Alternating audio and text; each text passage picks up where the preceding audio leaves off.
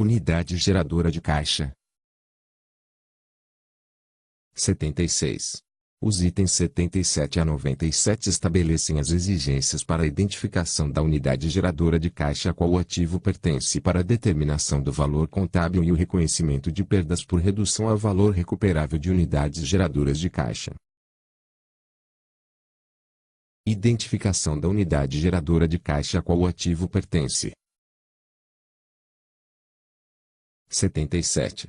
Se houver qualquer indicação de que o ativo possa ser objeto de redução a valor recuperável, o valor recuperável deve ser estimado para o ativo individual.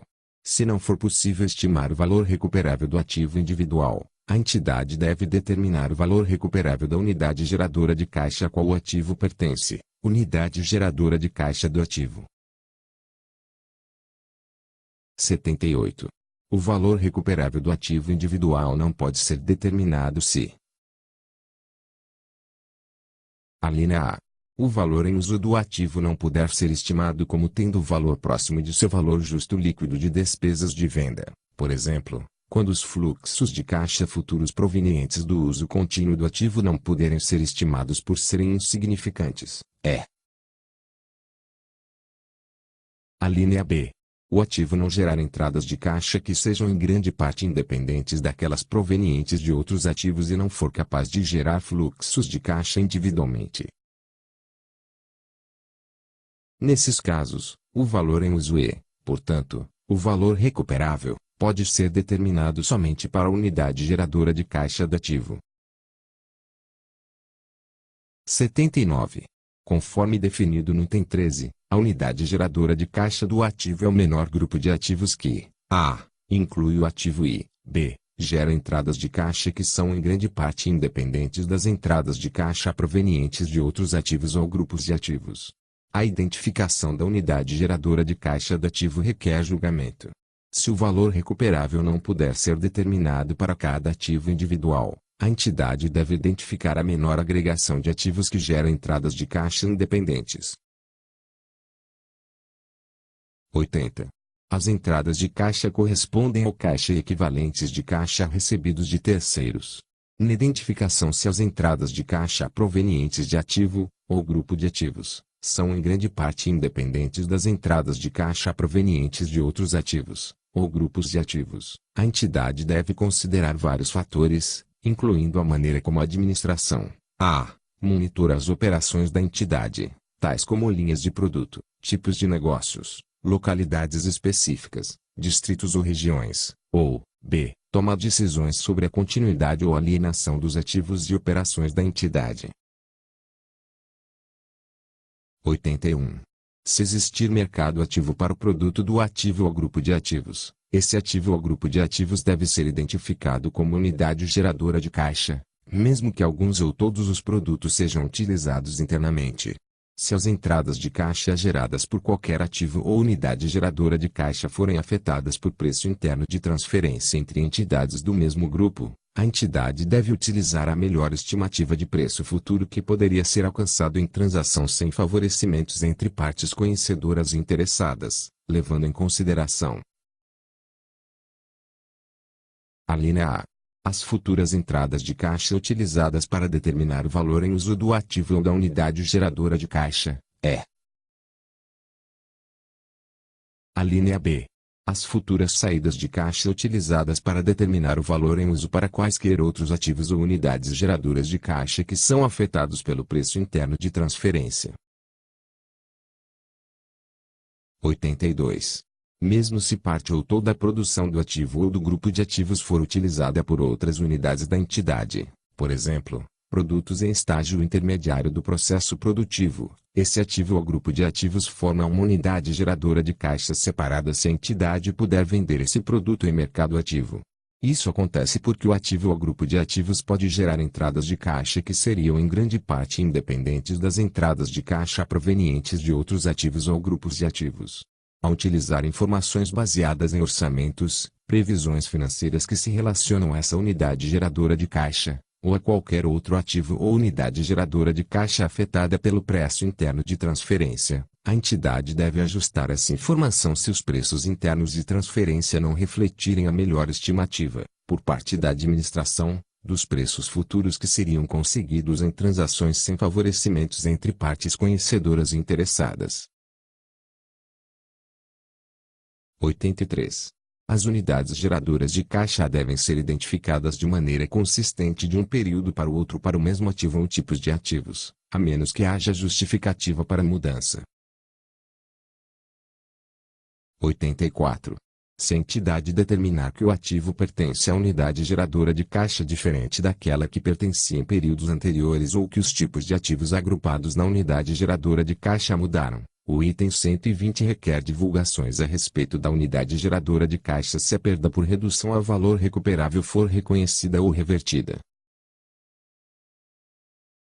Valor recuperável e valor contábil de unidade geradora de caixa. 85. O valor recuperável da unidade geradora de caixa é o maior valor entre o valor justo líquido de despesas de venda e o seu valor em uso. Com a finalidade de determinar o valor recuperável da unidade geradora de caixa, qualquer referência a ativo constante dos itens A31 a 70 deve ser lida como unidade geradora de caixa. 86. O valor contábil da unidade geradora de caixa deve ser determinado de maneira consistente com o modo pelo qual é determinado seu valor recuperável. 87. O valor contábil da unidade geradora de caixa. A linha A deve incluir o valor contábil somente daqueles ativos que podem ser atribuídos diretamente, ou alocados em base razoável e consistente, à unidade geradora de caixa e que gerarão as entradas de caixa futuras utilizadas para determinar o valor em uso da unidade geradora de caixa,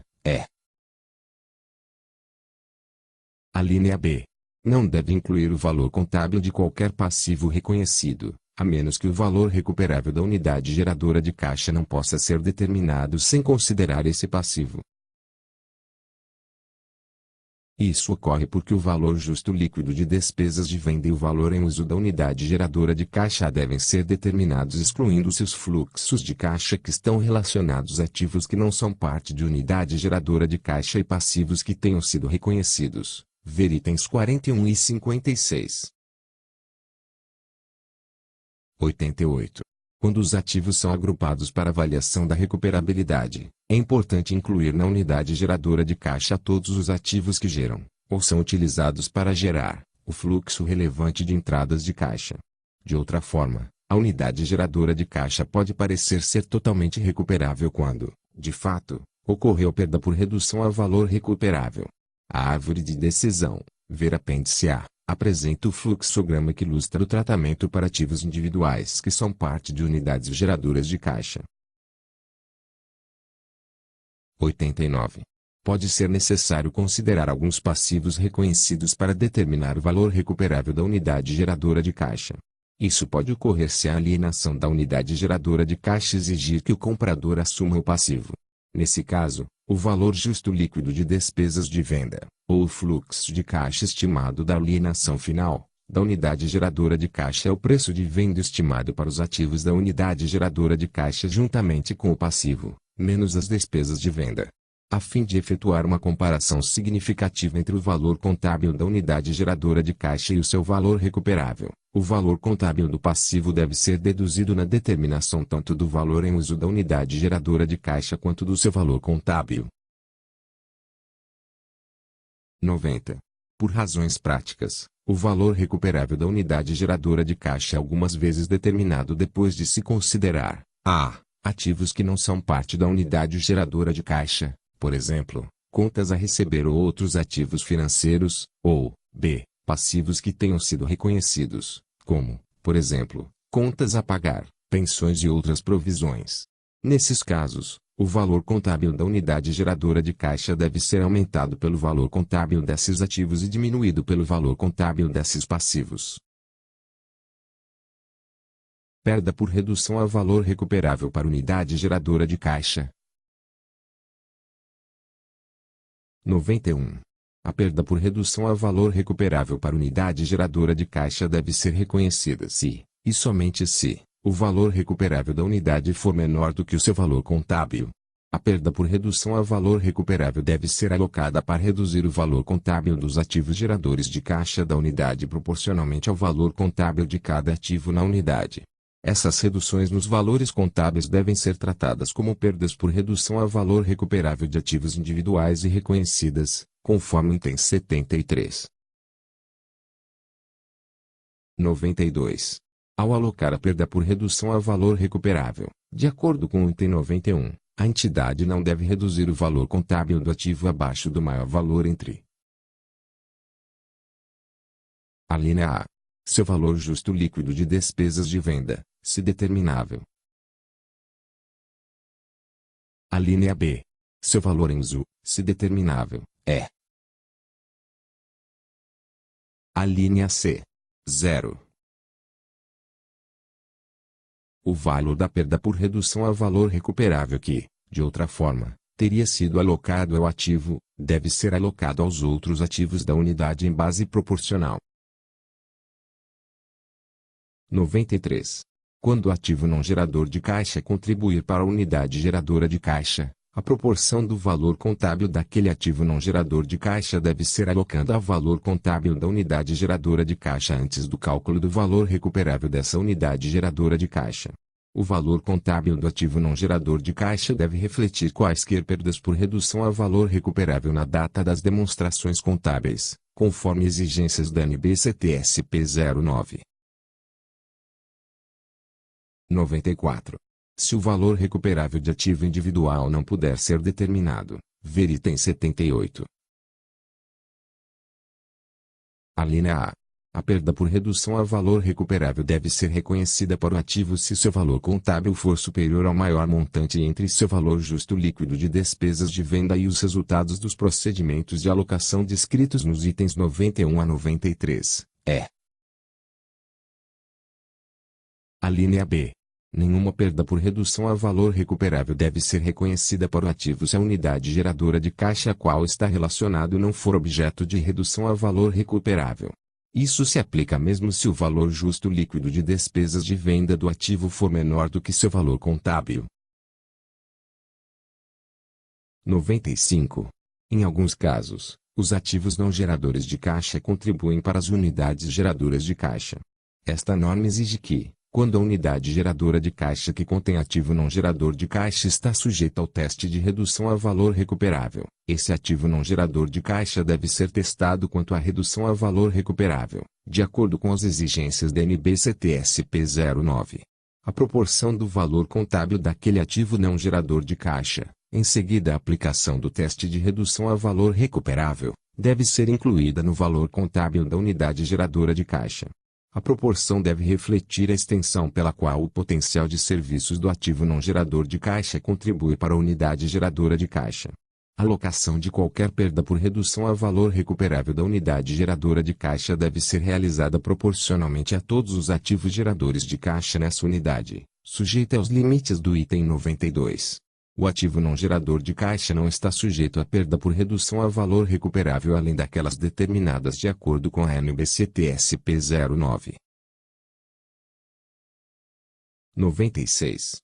Quando o ativo contribuir com potencial de serviços para uma ou mais atividades geradoras de caixa, mas não para atividades não geradoras de caixa, as entidades devem remeter-se às normas aplicáveis que tratam de tais circunstâncias.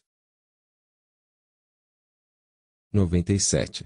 Após a aplicação das exigências dos itens 91 a 93, o passivo deve ser reconhecido para qualquer valor remanescente da perda por redução a valor recuperável da unidade geradora de caixa se, e somente se, for exigido por outra norma.